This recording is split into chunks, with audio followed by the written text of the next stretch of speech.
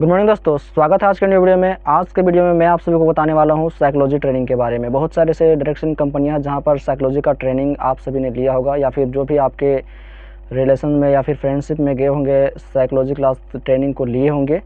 तो आज के वीडियो में मैं आप सभी को बताने वाला हूँ साइकोलॉजी क्लास की बारीकी तरीके से A to Z पूरा फुल डिटेल्स, फुल जानकारी इस वीडियो को देखने से आपको पता चल जाएगा। तो वीडियो पर अगर आप नए हैं तो वीडियो को लाइक और चैनल को सब्सक्राइब कर लें ताकि हमारा अगला वीडियो आप तक तुरंत पहुंचे। चलिए सबसे पहले जानते हैं कि हम साइकोलॉजी किसे कहते हैं। तो साइकोलॉजी किसी व्यक्ति के चेहरे को देखकर उसके मन में चल रहे विचारों को जान लेना साइकोलॉजी कहलाता है। जैसे कि मान के चलिए एक टीटी रहता है जो कि रेलवे स्टेशन पर जब कोई बंदा टिकट नहीं लिया रहता है तो उसके चेहरे को देखकर पता कर लेता है टीटी कि इसके पास टिकट नहीं है। वही अगर जिसके पास टिकट है वो तो बिंदास इधर उधर घूमता है, लेकिन टीटी उसी को पकड़ता है जिसके पास टिकट नहीं रहता है। तो वो क्या होता है, एक साइकोलॉजी का प्रयोग करता है। दूसरी प्रकार से जिस भी डायरेक्टिंग कंपनी में आप गए हैं वहाँ पर भी एक साइकोलॉजी का यूज़ करके अपने गेस्ट को किस प्रकार से ट्रेनिंग देना चाहिए, किस प्रकार से देख रेख करना चाहिए, क्या उसका रख रखाव, कैसा नज़रिया होना चाहिए, वो सभी के बारे में आपको इस साइकोलॉजी क्लास में जानकारी होती है। तो साइकोलॉजी जो होता है वो दो शब्द से मिलकर बना होता है। पहला होता है साइको, दूसरा होता है लॉजी। साइको का मतलब होता है मन और लॉजी का मतलब होता है विज्ञान, और दोनों मिलकर बनता है हमारा मनोविज्ञान। साइकोलॉजी का पूरा मतलब ही होता है मनोविज्ञान। और बात करें साइकोलॉजी ट्रेनिंग में, तो साइकोलॉजी ट्रेनिंग में हम 4 टॉपिक पर बात करते हैं। पहला टॉपिक है हमारा मौका, दूसरा टॉपिक है हमारा सोच, तीसरा टॉपिक है हमारा विश्वास, चौथा टॉपिक है हमारा रेशियो। तो 4 टॉपिक के आगे बढ़ाते हुए हम लोग और भी बहुत बारीकी तरीके से जानने वाले हैं इस psychology of the guest and future of direct selling की जानकारी के बारे में। इन एक मेहमान की मानसिकता को दूर करना और सीधे डायरेक्ट सेलिंग का भविष्य बताना। और इस क्लास को, साइकोलॉजी क्लास को किस लिए रखा गया है इस ट्रेनिंग में, आज की वीडियो में पूरा डिटेल्स में जानेंगे। तो सबसे पहले बात करने वाले हैं मौका के बारे में।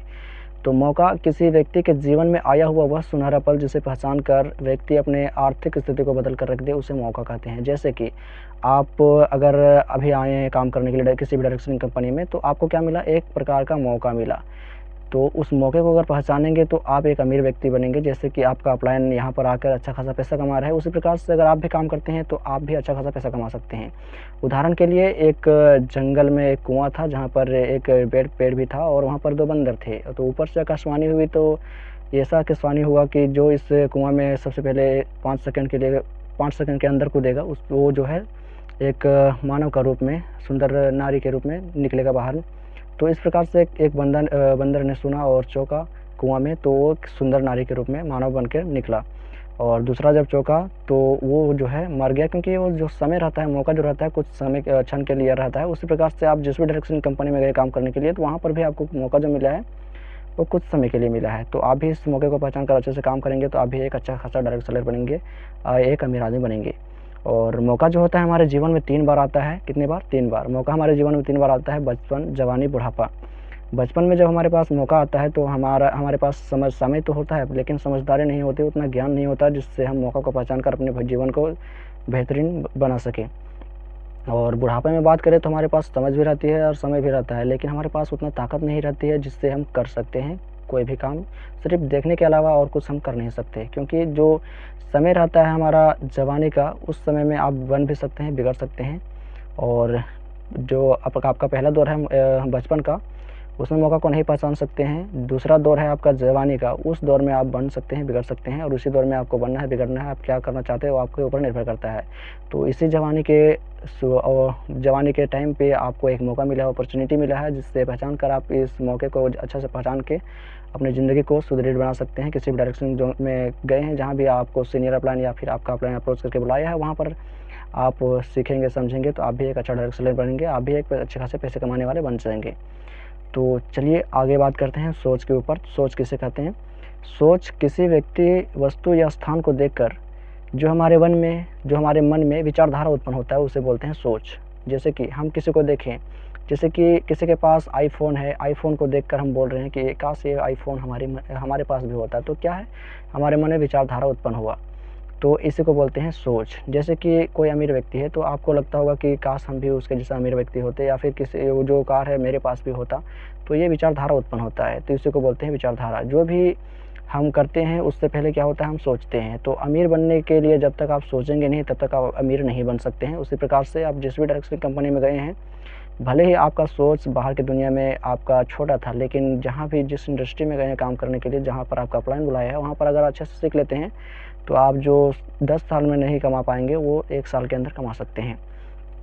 तो सोच जो होता है वो 2 प्रकार का होता है। पहला जो होता है नकारात्मक सोच होता है, दूसरा जो होता है सकारात्मक सोच, यानी कि पॉजिटिव और नेगेटिव सोच। तो डिपेंड आपके ऊपर करता है कि क्या आप सोचते हैं। आप अपने अपलाइन को सही सोचते हैं या गलत सोचते हैं, ये आपके ऊपर डिपेंड करता है। सही सोच का फैसला आपके हाथों में है। अगर सही सोचते हैं तो आप एक अच्छे खासे अमीर व्यक्ति बन सकते हैं, अच्छा खासा डायरेक्ट सेलर बन सकते हैं, और गलत सोचेंगे तो आप जहाँ थे वहीं रह जाएंगे, जैसे आपके गाँव समाज में थे वहीं पर आपका सोच भी ख़त्म हो जाएगा। तो बात करते हैं, अगला आपका आता है विश्वास। विश्वास टॉपिक है और विश्वास करना होगा आपके अपलाइन के ऊपर। विश्वास का परिभाषा जान लेते हैं। किसी व्यक्ति, वस्तु या स्थान को देखकर जो हमारे मन में श्रद्धा भाव उत्पन्न होता है। श्रद्धा भाव यानी कि अंदर से वो सच्चा लगता है। जैसे कि किसी व्यक्ति, वस्तु या स्थान को देखकर जो हमारे मन में श्रद्धा भाव उत्पन्न होता है उसे बोलते हैं विश्वास। जैसे कि माँ बाप, शिक्षक, और फिर जो भी आपका जो लगता है मामा मामी या फिर जो भी हो, भाई बहन, वो सब क्या होता है हमारे मन से श्रद्धा भाव उत्पन्न होता है। उसी प्रकार से जैसे कि अगर आपको बोल देता है कि ये आपके माता पिता नहीं है तो आप नहीं मान सकते हैं, लेकिन रियलिटी यही है कि वही आपके माता पिता है। तो उसी प्रकार से आपको आपके अपलाइन के ऊपर जो भी आपको बुलाया है उसके ऊपर विश्वास करना होगा, तब जाके आप एक अच्छे डायरेक्ट सेलर बन सकते हैं, एक अच्छे खासे बिजनेसमैन बन सकते हैं और अच्छा खासा इनकम भी कर सकते हैं। तो विश्वास कीजिए अपने अपलाइन के ऊपर। और विश्वास जो होता है वो 2 प्रकार का होता है। पहला जो होता है अंधविश्वास होता है और दूसरा जो होता है आत्मविश्वास होता है। तो विश्वास करने के लिए आपके पास 3 ऑप्शन होते हैं। देखकर होता है, सुनकर होता है और खुद करके होता है। आप चाहे तो देखकर भी कर सकते हैं या फिर सुनकर भी कर सकते हैं। अगर आप अपने अपलाइन के ऊपर विश्वास करते हैं या फिर जो भी आपको अप्रोच करके बुलाया उसके ऊपर विश्वास करते हैं तो सुनकर भी आप विश्वास कर सकते हैं। देखकर वहाँ जाके आप देखिए कि काम कैसा क्या है, वैसे में भी आप विश्वास कर सकते हैं। और जब आप काम खुद करने लगेंगे, ट्रेनिंग और मीटिंग अच्छे से लेने लगेंगे और आपका इनकम बढ़ता जाएगा तो आपका लेवल भी बढ़ता जाएगा। उसी प्रकार से आपका विश्वास भी बढ़ता जाएगा आपके कंपनी के ऊपर, आपके प्रोडक्ट के ऊपर, जिस भी कंपनी में हो। तो आप अच्छे पैसे कमाने के लिए आप अपने अपलाइन के ऊपर, कंपनी के ऊपर और सीनियर अपलाइन के ऊपर विश्वास करें। ट्रेनिंग मीटिंग डेली अटेंड करें, तभी आपका जो विश्वास है ज़्यादा हाई होगा, बढ़ेगा। बात करते हैं रेशियो के ऊपर। तो रेशियो किसे कहते हैं? किसी भी वस्तु का अनुमान लगाकर अनुपात में बदल देना रेशियो कहलाता है। जैसे कि किसी बोरी में चावल रखा हुआ है और उस बोरी से कुछ चावल निकाल लिया गया है, लेकिन एक बंदा जो रहता है वो चावल की बोरी को देखकर पता लगा लेता है कि इसमें से 3-4 किलो चावल निकाला हुआ है। तो इसको भी बोलते हैं रेशियो। अब बात करते हैं डॉक्टर एपीजे अब्दुल कलाम द्वारा निकाला गया रेशियो, कि हर बंदे को 20 साल बाद 20-20 साल का अंतराल लिया गया है, 20 साल का गैप लिया गया है। उस 20 साल के बाद आपको कितना पैसा कमाना चाहिए ये बताए हैं हमारे श्री नहीं बोल सकते हैं, वह सर बोल सकते हैं, डॉक्टर अब्दुल कलाम। और इस ग्राफ को आप यहाँ पर देख सकते हैं साइड में, कि 1920 ईस्वी में जो बंदा 1 रुपये कमाता था वो अपने घर वाले को और अपने सपने को, अपने सभी खर्चे को पूरा कर पाता था 1920 ईस्वी के दशक में। और बात करते हैं 1920 के बाद क्या आता है, 20 साल गैप करेंगे तो 1940 आएगा। 1940 ईस्वी में जो बंदा 10 रुपये कमाता था वो अपने सपने को, अपने ज़रूरतों को, अपने घर वाले को सपनों को पूरा कर पाता था और अच्छा खासा ज़िंदगी जी रहा था। वहीं 1960 में बात करें, जो इंसान 10 रुपये से 100 रुपये कमाता था 1960 ईस्वी में, वो अपने सभी सपने को पूरा कर लेता था और अपने घर वाले के सपनों को भी पूरा कर लेता था। अब आता है 1980 ईस्वी। 1980 ईस्वी में जो इंसान 1000 रुपये कमाता था वो अपने घर वाले को सपने को, अपने बेटा बेटी या फिर अपने जो ज़रूरत हो उसको पूरा कर लेता था 1980 ईस्वी में जो इंसान 1000 रुपये कमाता था। बात करते हैं 20 साल बाद फिर 2000 ईस्वी। तो 2000 ईस्वी में जो इंसान 10,000 रुपये कमा रहा था 2000 ईस्वी में, वो अपने सपने को, अपने ज़रूरतों को, अपने घर वाले के सपने को, सभी प्रकार के चीज़ों को मेंटेनेंस कर लेता था। और अभी चल रहा है 2020 नहीं बल्कि 2024 ख़त्म भी हो गया, 2025 चल रहा है। तो अभी के समय में हमें कितना कमाना चाहिए? मैक्सिमम हर व्यक्ति को 1 लाख रुपये कमाना चाहिए, तब अपने घर वाले के सपने को और अपने सपने को, अपनी ज़रूरतों को पूरा कर सकते हैं। क्योंकि अभी के समय में देखा जाए 2025 के समय में, 2025 के दशक में, ईस्वी में, तो यहाँ पर महंगाई इतना तेज़ी से बढ़ रहा है कि आप इसका सामना करने के लिए आपको 1 लाख रुपये महीना कमाना ही पड़ेगा। तो 1940 में कितना, 101 रुपया, बल्कि मतलब कि 1940 में कितना, 1 रुपया में सभी ज़रूरतों को पूरा कर लेते थे। अब आ गया 2025, तो 20 ही मान लेते हैं। जब तक 40 नहीं आएगा तब तक आपको 1 लाख रुपए जब तक आप नहीं कमाएंगे तब तक आप अपने घर वाले को सपने को पूरा नहीं कर पाएंगे। तो आपको एक अपॉर्चुनिटी मिली है, आपको मौका मिला है, आप सोच समझ कर, आप विश्वास करके, आप अपने अपलाइन के ऊपर विश्वास करके, आप कंपनी के ऊपर, ट्रेनिंग के ऊपर विश्वास करके काम कीजिए, तभी आप जो है सभी ज़रूरतों को, अपने घर वाले के सपने को, अपने सपनों को पूरा कर सकते हैं। तो अब बात कर लेते हैं हम लोग इससे हट कर। तो बहुत सारे ऐसे लोग जो हैं कंपनी के ऊपर विश्वास कर लेते हैं, और ऐसे भी लोग जो होते हैं खामोखा निकल जाते हैं। ऐसे भी लोग होते हैं जो सलाहकार निकल जाते हैं। ऐसे भी लोग होते हैं जो डायरेक्ट ज्वाइनिंग कर लेते हैं। तो चलिए जानते हैं कि खामोखा किसे कहते हैं, डायरेक्ट ज्वाइनिंग किसे कहते हैं, सलाहकार किसे कहते हैं। तो मान के चलिए खामोखा बड़े से बड़े तथा अच्छे से अच्छे कामों में जो इंसान छोटी छोटी कमियां निकाल लेता है वो उसे बोलते हैं खामोखा। जैसे कि जो इंसान कंपनी में गया, काम देखा, समझा, सुना, तो वो बोल लेता है कि भाई यहाँ रूम तो बढ़िया है पर रूम में पंखा नहीं है, या फिर रूम में अच्छा से रहने के लिए व्यवस्था नहीं है, खाना टाइम पे से नहीं मिलता है। तो ऐसे इंसान को बोलते हैं खामोखा। तो जो भी बंदा, जहाँ भी आप गए हैं काम करने के लिए, तो आपको ऐसा नहीं करना है। जिस भी इंडस्ट्री में, जिस भी डायरेक्शन कंपनी में गए हैं काम करने के लिए, जहाँ आपका अपलाइन बुलाया है, तो वहाँ पर आपको विश्वास करना होगा और खामोखागिरी नहीं करना होगा। किसी भी काम में कमियां नहीं निकालना होगा। बात करें तो जो भी इंसान गरीब से मतलब अमीर बना है, तो वो गरीबी देखा है तभी जाके अमीर बना है। तो आपको भी शुरू में फर्स्ट टाइम में आपको गरीबी झेलनी पड़ेगी, और उस गरीबी को झेलते हुए अगर आप ऊपर पहुंचना चाहते हैं तो आपको खामोखागिरी को बंद करना होगा। नहीं तो आप अच्छे इंसान बनेंगे लेकिन लेट्स होगा, और आप अमीर इंसान नहीं बन सकते हैं, ये तय है। अब बात कर लेते हैं, खामोखा करेंगे तो आप कभी भी सफल नहीं हो सकते हैं। खामोखागिरी आपको कमियां निकालना नहीं है। बात कर लेते हैं सलाहकार के बारे में। तो सलाहकार किसे कहते हैं? जो इंसान अपने ऊपर निर्भर ना रहकर किसी दूसरे के ऊपर निर्भर रहता है उसको बोलते हैं सलाहकार। जैसे कि राम जो होता है अपने पिता के ऊपर निर्भर रहता है। राम जो होता है काम देखता है कंपनी में, काम देखने के बाद अपने पिता के पास जाता है।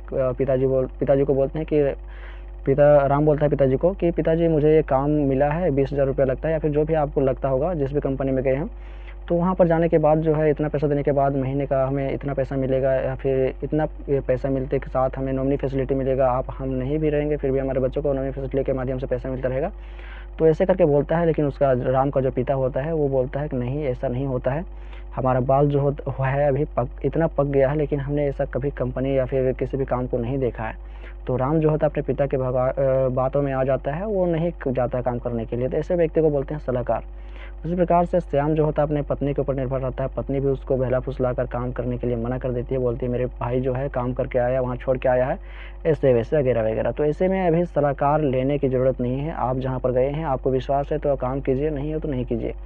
ज़रूरत है कि आपको अमीर बनना है, ना कि दूसरे को। जब आप खाना खाएंगे तो दूसरे से पूछने नहीं जाएंगे, आप स्वयं खाएंगे, खुद खाएंगे। तो उसी प्रकार से जिस भी कंपनी में गए काम करने के लिए, आपको अमीर बनना है, आपको ज़्यादा पैसा कमाना है, तो दूसरे से पूछने की ज़रूरत नहीं है। आप खुद काम करेंगे तो आपको पैसा भी आना शुरू हो जाएगा। तो आप मतलब सलाहकार लेने की कोई भी ज़रूरत नहीं रहेगी। आपके पास दूसरे लोग सलाहकार लेने आएंगे। तो बात कर लेते हैं, अब सलाहकार भी लेना नहीं है, और बात कर लेते हैं अगला पॉइंट्स का, जो कि है डायरेक्ट ज्वाइनिंग। तो जो इंसान अपने ऊपर निर्भर रहता है तथा वो अपना जो काम है वो खुद करता है, उसको बोलते हैं डायरेक्ट ज्वाइनिंग। जैसे कि आप जो कि आप वीडियो देख रहे हैं, क्योंकि आप भी किसी न किसी डायरेक्ट सेलिंग कंपनी में ज्वाइन लिए हैं, काम कर रहे हैं, आपका अपलाइन आपको अप्रोच करके बुलाया है। आप किस कंपनी में काम कर रहे हैं आप कमेंट करके जरूर बताएं, ताकि मैं आपका सपोर्ट कर सकूं, मदद कर सकूं, और कुछ भी जानकारी हो आपके पास पहुंचा सकूं। तो कमेंट जरूर करें इस वीडियो में। और बात कर लेते हैं, ये डायरेक्ट ज्वाइनिंग यही होता है कि जो इंसान अपने ऊपर निर्भर रहता है, जो अपना काम खुद करता है, किसी दूसरे से नहीं पूछना जाता है, उसी को बोलते हैं डायरेक्ट ज्वाइनिंग। अब बात कर लेते हैं साइकोलॉजी क्लास का खोज कब, किसने और कहाँ किया। तो साइकोलॉजी क्लास का खोज आप नोट कर सकते हैं कि साइकोलॉजी क्लास का खोज किया था अमृतनाथ सेन ने। डॉक्टर अमृतनाथ सेन ने साइकोलॉजी क्लास का खोज किया था नालंदा नामक विश्वविद्यालय में, पटना के नालंदा नामक विश्वविद्यालय में 1920 ईस्वी में। और आखिरी पॉइंट हमारा रहेगा इस ट्रेनिंग क्लास का, साइकोलॉजी क्लास को किस लिए रखा गया। तो ऐसे बहुत सारे लोग जो है साइकोलॉजी क्लास की ट्रेनिंग ले लेते हैं, लेकिन मालूम नहीं रहता साइकोलॉजी क्लास को रखने का पर्पस क्या है, मकसद क्या है। तो साइकोलॉजी क्लास रखने का मकसद है कि जो इंसान जब भी हमारे बिजनेस में कोई नया IR आता है, जब कोई डायरेक्ट सेलिंग में, किसी भी डायरेक्ट सेलिंग कंपनी में नया IR आता है, नया व्यक्ति आता है, तो उसके मन में कई प्रकार के प्रश्न रहते हैं, सवाल रहते हैं, जिसको दूर करने के लिए इस क्लास को रखा गया है। इसका शॉर्टकट परिभाषा है कि जब भी हमारे बिजनेस में नया आईआर आता है तो उसके मन में कई प्रकार के प्रश्न रहते हैं, तो इस क्लास के माध्यम से उसे खुश और संतुष्ट किया जाता है। नए व्यक्ति जो होते हैं उसको खुश किया जाता है, संतुष्ट किया जाता है, ताकि वो उस मौके को पहचान कर सोच को बदले और अपने अपलाइन के ऊपर विश्वास करके खामोखोगिरी ना करके, सलाहकार ना बन करके, डायरेक्ट ज्वाइनिंग करके, अपने ऊपर विश्वास करके, अपने अपलाइन के ऊपर विश्वास करके, ट्रेनिंग के ऊपर विश्वास करके कंपनी में काम करे, अपना ज़िंदगी को बेहतर बनाए, अपने सपनों को पूरा कर पाए, अपने घर वाले के सपनों को पूरा कर पाए। और इस क्लास के माध्यम से यही बताया जाता है। तो साइकोलॉजी क्लास को रखने का यही मकसद है कि जब भी हमारे बिजनेस में नया आईआर आता है तो उसके मन में कई प्रकार के प्रश्न रहते हैं, तो इस क्लास के माध्यम से उसे खुश और संतुष्ट किया जाता है। तो आशा है कि इस वीडियो से आपने कुछ सीखा होगा, और इस साइकोलॉजी क्लास का ट्रेनिंग आपको कैसा लगा ये कमेंट करके ज़रूर बताएं। वीडियो को लाइक करके चैनल को सब्सक्राइब कर लें, साथ ही इस वीडियो को अपने दोस्तों के साथ शेयर करें जो कि डायरेक्ट सेलिंग कंपनी में काम कर रहे हैं। और चलिए मिलते हैं अगले वीडियो में। नेक्स्ट वीडियो में आपको बताएंगे SBP यानी कि सफल भवन योजना सक्सेस बिल्डिंग प्रोग्राम के बारे में। चलिए मिलते हैं अगले वीडियो में, तब तक के लिए जय हिंद, जय भारत।